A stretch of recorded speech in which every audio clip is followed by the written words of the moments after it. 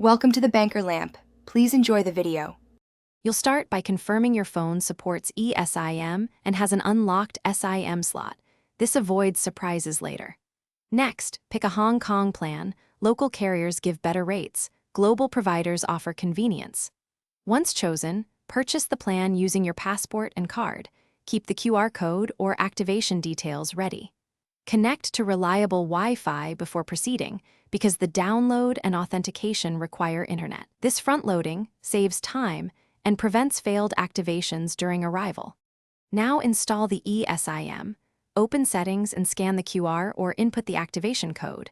The phone will download the profile. Once added, label the line so you can distinguish it from your home SIM, call it HK data or similar. Make the new profile the default for mobile data if you want local rates. Keep your original SIM for calls or messages if needed. Adjust roaming and data swap behavior so apps use the correct line. This prevents billing surprises and keeps connections stable. Complete activation by restarting your phone and checking for signal bars and internet access. Run a quick speed test so you know performance. If data fails, verify the APN settings shown in cellular settings. Sometimes manual values are required. If the eSIM shows active but no service, toggle airplane mode and retry.